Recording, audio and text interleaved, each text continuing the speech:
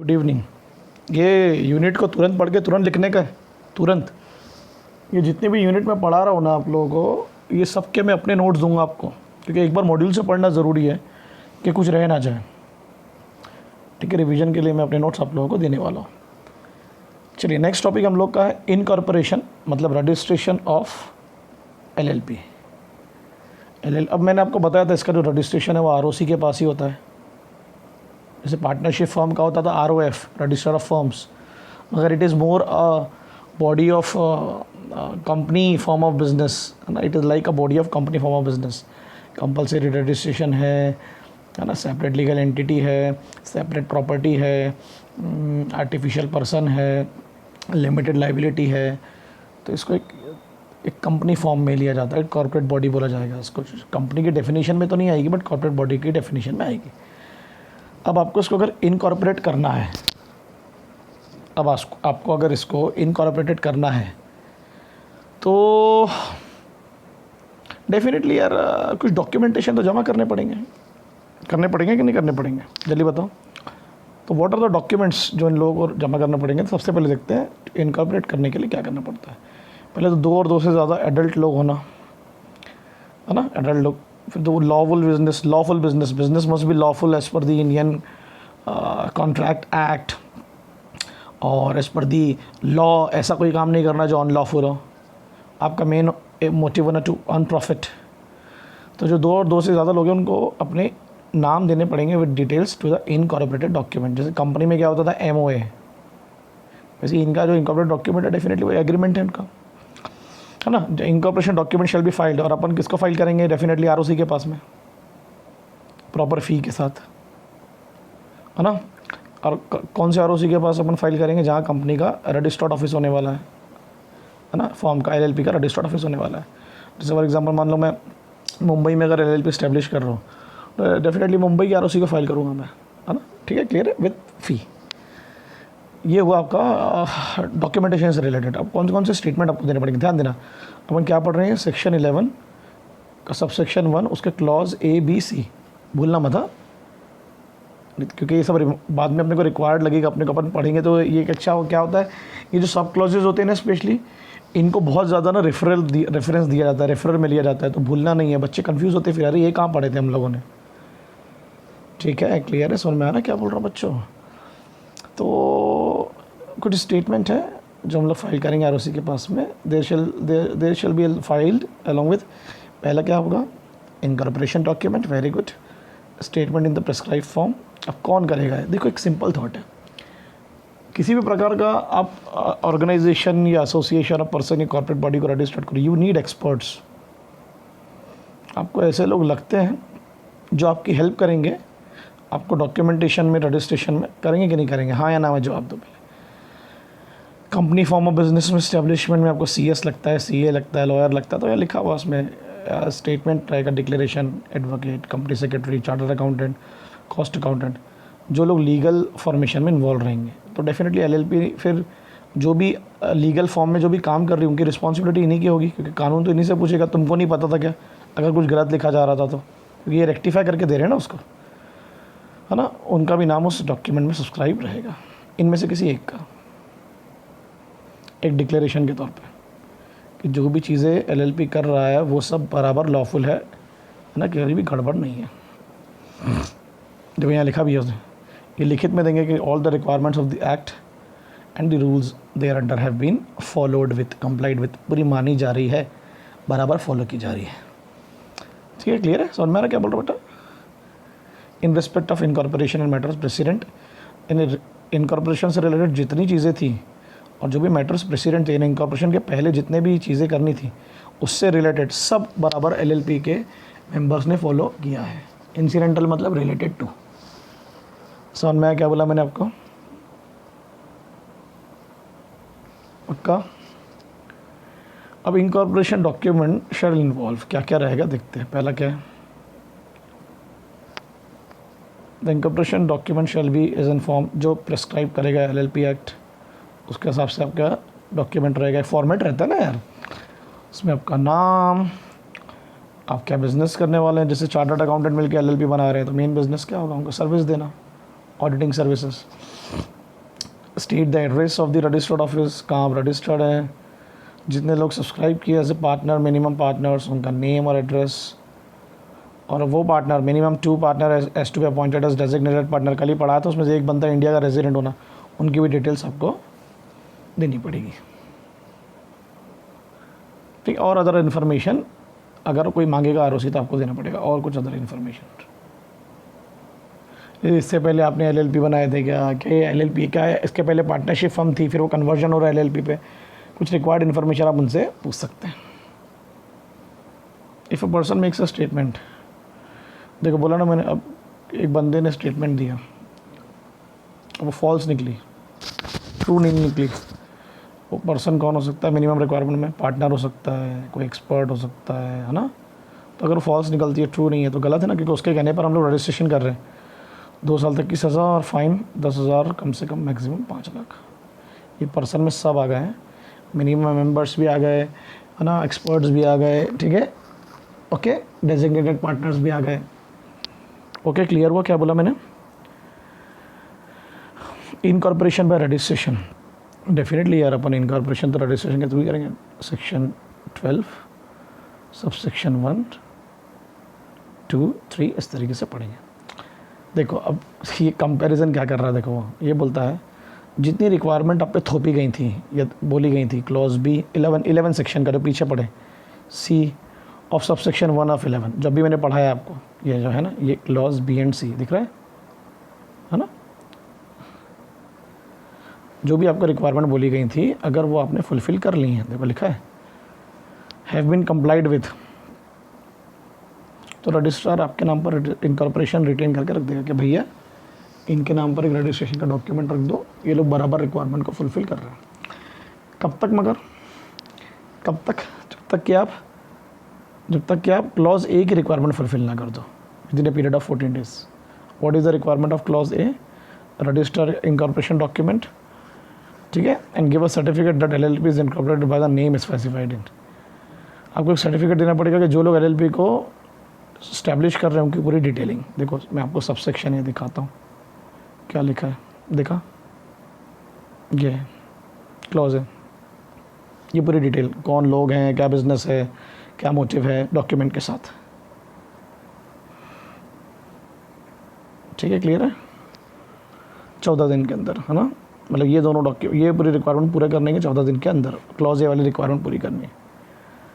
अब उन्होंने अगर स्टेटमेंट एक्सेप्ट कर लिया आरओसी ने अंडर क्लॉज सी और sub section 1 of 11 as sufficient evidence कि भैया कंपनी ने जितनी भी इन्फॉर्मेशन दी है बराबर है सब, है ना, क्लॉज ए में जितनी भी इन्फॉर्मेशन थी सब बराबर है, 2 और मोर पर्सन कौन है, ठीक है, लॉफुल बिजनेस है, एवरीथिंग इज़ गुड। फिर जो सर्टिफिकेट इशू करेंगे अंडर क्लॉज बी और sub section and be signed by, है ना, क्लियर है कि नहीं क्लियर है? ये क्लॉज बी में क्या लिखा है देखो, दिख रहा है, जैसे आप डॉक्यूमेंट जमा करोगे एलएलपी के पास तो आरओसी आपको क्या इशू करेगा, देखो फटाक से तुरंत क्या इशू करेगा, ये रजिस्टर में एक्सेप्ट, एक तो स्टेटमेंट एक्सेप्ट किया और उसका एविडेंस आ गया कि भैया बराबर सब इन्होंने किया है, तो एक सर्टिफिकेट इशू करेगा, certificate of incorporation under clause B of sub section 1। किसके द्वारा साइन रहेगा? वो रजिस्टर रहेगा कि नहीं रहेगा, कि भैया इन्होंने क्लॉज ए की पूरी रिक्वायरमेंट को फुलफिल किया है। क्लॉज ए बोलूँ तो बार बार वही 2 और मोर पर्सन लॉफुल बिजनेस, है ना, इनकॉर्पोरेशन डॉक्यूमेंट, कंफ्यूज नहीं होने का, ओके। तो अब आपको आरओसी ने दे दिया ना सर्टिफिकेट, आपने डॉक्यूमेंट जमा किया हुआ इनकॉर्पोरेशन का, तो जो सर्टिफिकेट है वो कंक्लूसिव एविडेंस है, मतलब ठोस सबूत है कि अब आप एक एलएलपी बॉडी बन चुके हैं, अब आपको कोई चैलेंज नहीं कर सकता।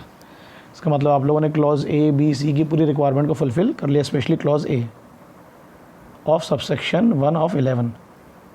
क्लियर है, समझ में आया? ये रिक्वायरमेंट है ए बी सी, दिख रही है ना, स्पेशल किसको दिया रहा है मेंशन, वो क्लॉज ए को, बी सी तो करना ही है, बी सी के 14 दिन के अंदर क्लॉज ए को फुलफिल करना है, ठीक है। नेक्स्ट क्या है? रजिस्टर्ड ऑफिस ऑफ एलएलपी, ये आपको रूल्स के तौर पर पूछ सकता है, मतलब एक साथ पूरी नहीं पूछेगा, बट सेक्शन 11 बोलेगा बताओ क्या है ना। फिर आपको सेक्शन 12 पे अलग क्वेश्चन आ सकता है, 13 पे, तो ऐसे एकदम टेंशन नहीं लेने का, आराम से पढ़ने का। क्या होता है जब किसी भी प्रकार की कॉर्पोरेट बॉडी बनती है ना दोस्त, तो उसका एक रजिस्टर्ड ऑफिस तो रहना ही पड़ेगा। आपको पता ही हेड ऑफिस एक होता है, क्योंकि भाई it is very important for communication. जो अलग अलग बॉडीज़ है, like government, like autonomous bodies है, आरबीआई है, बैंक्स है, सेबीज़ है, वो आपको डेफिनेटली आरओसी है, सो उनके कम्युनिकेशन के लिए it's very important to have a proper registered office. और डॉक्यूमेंट में भी सर्व्ड ऑन, या तो एलएलपी के नाम पे डॉक्यूमेंट आएगा, या पार्टनर के नाम पे आएगा, या जो अपॉइंटेड पार्टनर है उसके नाम पे आएगा, है ना, पोस्ट के थ्रू आएगा, रजिस्टर्ड पोस्ट के थ्रू आएगा, या कहीं और तरीके से आएगा ना। मगर तो कहाँ आएगा, या तो रजिस्टर्ड ऑफिस में आएगा या कोई अदर प्लेस पे आएगा। अगर एलएलपी बताएगी तो हो सकता है ना रजिस्टर्ड ऑफिस के अलावा आपने अपना एक अलग कोई ब्रांच ऑफिस खोल के रखा हो तो वहाँ आ सकता है। बट रजिस्टर्ड ऑफिस होना बहुत ज़्यादा ज़रूरी है, उसी के थ्रू तो पता चलेगा कंपनी फंक्शन में है या नहीं है। क्लियर है। अब मान लो फॉर एग्जांपल मैं रजिस्टर्ड ऑफिस मुंबई में है, मेरे को नागपुर लाना है, तो मैं कर सकता हूँ चेंज। तो मुझे नोटिस देना पड़ेगा किसको, रजिस्ट्रार को, है ना। उन्हें कंडीशंस और रीजंस बताने पड़ेंगे क्यों मैं चेंज करना चाह रहा हूँ, तभी वो अलाउ करेंगे। और अगर मैं गलत तरीके से चेंज करता हूँ तो एलएलपी और हर पार्टनर को फ़ाइन लगेगा, 2,000 दिन का मिनिमम 2,000 का फ़ाइन, एक्सटेंड टू 25,000 गलत तरीके से अगर मैं अपना रजिस्टर्ड ऑफिस चेंज करता हूँ। ठीक है, क्लियर है। देखो ये इफेक्ट ऑफ रजिस्ट्रेशन, जैसे ही आप रजिस्टर्ड हुए, एक एलएलपी की एंटिटी बन गई, एक आर्टिफिशियल बॉडी बन गई, उसका सेपरेट एग्जिस्टेंस हो गया, तो वो अपने नाम पे स्यू करेगी, अपने नाम पे स्यू होगी। खुद एक बॉडी बन गई ना, तो लोग उसको उसके नाम पे कॉन्ट्रैक्ट करेंगे, लोग उसको उसके नाम पे लोन देंगे, वो लोन लेगी, देगी, स्यू करेगी, क्योंकि एक बॉडी बन चुकी है। क्लियर है कि नहीं क्लियर है। सेम एबीसीएच का एग्जांपल मैं आपको बार बार दे रहा था। अगर एक रजिस्टर्ड बॉडी होगी तो एबीसीएच के नाम पे कॉन्ट्रैक्ट होंगे, एबीसीएच के नाम पे लेना देना होगा। ठीक है, हर वो काम करेगी जो एक बॉडी कॉर्पोरेट करता है, देखा ना, लॉफुली। ओके, क्लियर है। अपने नाम पर वो प्रॉपर्टी एक्वायर कर सकती है, ओन कर सकती है, होल्ड कर सकती है, बेच सकती है। पढ़ाया था कि नहीं पढ़ाया था मैंने, चाहे मूवेबल हो, टेंजिबल हो या इंटेंजिबल, उसकी अपनी कॉमन सील होगी अगर वो रखना चाहते हैं। कंपल्शन नहीं है, ऑप्शन है। ठीक है, क्लियर है। सर मैंने क्या बोला आपको, पक्का। क्या है, बहुत छोटी सी चीज़ है, बहुत डिफिकल्ट चीज़ नहीं है, आराम से पढ़ने का तो समझ में आ जाएगा। नेक्स्ट क्या है, नेम। नाम बड़ा इंपॉर्टेंट है यार। अगर कंपनी फॉर्म ऑफ बिजनेस अगर आपने पढ़ा है ना मेरे से, तो मैं आपको एक छोटा उदाहरण, नाम is very important. Your name has to be very isolated, it does not have to कि ऑलरेडी एक एलएलपी है उसी के जैसा आपने नाम रख लिया तो कन्फ्यूजन होगा। या गवर्नमेंट का रिप्रेजेंटेशन नहीं दिखना चाहिए नाम में, या जो गवर्नमेंट के नेशनल एम्बलम्स हैं वो 3 शेर वाला हमने पढ़े हैं, है ना। ऐसा नहीं लगना चाहिए कि सरकारी कंपनी है, लोगों के लिए फ्रॉड हो सकता है। प्रेसिडेंट का नाम, प्राइम मिनिस्टर का नाम, जो भी ऑथर सरकारी बॉडीज़ हैं, सरकारी इंडिविजुअल्स, उनके नाम का यूज़ नहीं करे तो अच्छा है। सेंट्रल गवर्नमेंट किसी रिलीजियस सेक्शन को हट ना हो, किसी सेक्शन ऑफ पीपल को हट ना हो। क्लियर है कि नहीं क्लियर है। ऐसे नाम आप नहीं रखेंगे। तो और नाम के आगे क्या लगेगा, एलएलपी। जैसे प्राइवेट कंपनी के आगे क्या लगता है, प्राइवेट लिमिटेड। पब्लिक कंपनी के नाम के आगे क्या लगता है, लिमिटेड, है ना। ऐसा कोई नाम नहीं होना जो अनडिज़ायरेबल हो, जो सोसाइटी के ख़िलाफ़ हो, जो सही ना हो, या किसी और एग्जिस्टिंग कंपनी का हो, आइडेंटिकल है, किसी और एलएलपी जितना रिजेम्बलेंस है, नहीं कि जैसा साउंड हो रहा है। तो यहाँ पर साउंड की भी बात होती है, इट्स नॉट अबाउट एक जैसा हो। जैसे फॉर एग्जांपल अब फॉर एग्जांपल एक नाम मान लेते हैं एटलस, अपने पढ़े एटलस साइकिल थी, एग्जांपल ले लिया अपन ने, ठीक है। अब एक और कंपनी खुल गई एग्जांपल के तौर पर एटलस, यू और ए, तो ये भी तो गलत है ना, रिजेम्बलेंस है, उसको भी तो हम एटलस पढ़ सकते हैं। तो कन्फ्यूजन होगा फिर वो, ये आपने डबल एस कर दिया ये लगा के यहाँ पर, ऐसे नाम नहीं होंगे, आपको चेंज ही रखना होगा नाम को। कन्फ्यूजन नहीं होना चाहिए आपको, ट्रेडमार्क सिमिलर नहीं होना चाहिए। ट्रेडमार्क समझता है ना, जैसा नाइकी का ट्रेडमार्क होता है, बराबर है ना, जैसे टाटा का होता है, ऐसा आपने देखा होगा। सिमिलर नहीं होना चाहिए, कन्फ्यूजन नहीं होना चाहिए लोगों के दिमाग में। जिसके नाम पे जो ट्रेडमार्क रजिस्टर्ड है, लीगल मोनोपोली होती है उसकी, उसको आप यूज़ नहीं कर सकते। एलएलपी भी वैसी होगा। या ओके, आप नाम को रिजर्व कर लो। ओके, मैंने कुछ एक्स्ट्रा चीज़ें भी बताई थी आपको, नेशनल एम्बलम की तरह नहीं होना। इसके पहले पढ़ाया मैंने आपको मेमोरेंडम और आर्टिकल में, पढ़े कि नहीं पढ़े अपन लोग ने। अ पर्सन में apply in such form and manner, a company, एक फ़ीस भी पे करनी पड़ेगी आपको रजिस्ट्रार के पास में कि हमारा नाम रजिस्टर्ड करके रख लो प्लीज़, जब तक हम अपनी पूरी डॉक्यूमेंटेशन पूरी कर लेंगे। पहले एलएलपी खुद डिसाइड करती है नाम, फिर वो प्रपोज करती है कि आप बताइए, है ना। अगर उनका नाम एक्सेप्ट हो गया तो अच्छी बात है, नहीं तो आरओसी बताएगा फिर। देखो नाम, एप्लीकेशन आ गया नाम का सबसेक्शन 1 के अनुसार, फ़ी भी पे कर दिया आपने। अगर वो सेटिस्फाइड है आपके नाम से या जो रूल्स आपको फॉलो करने थे तो बराबर है, तो नाम आपके लिए वो रिजर्व कर देगा। To be reserve is not one which may be rejected, है ना। 3 महीने तक के लिए रिजेक्ट कर आपके लिए रिजर्व करके रख देगा, है ना। यानी रजिस्ट्रार बोलेगा 3 महीने तक मेरे को पता नहीं चलना चाहिए कि किसी और का नाम है या इसमें कुछ गड़बड़ है। 3 महीने तक के लिए मैंने आपके नाम पे रजिस्टर्ड कर दिया, ठीक है।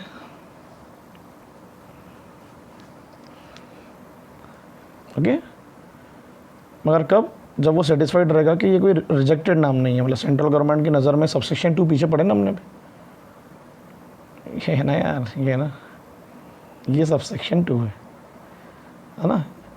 तो गवर्नमेंट की नज़र में अगर वो रिजेक्टेड नाम नहीं है तो 3 महीने के लिए आपके हम उसको, जब आपने उनको इंटीमेट किया उससे 3 महीने के लिए आपके नाम पे हमने रिजर्व करके रख दिया।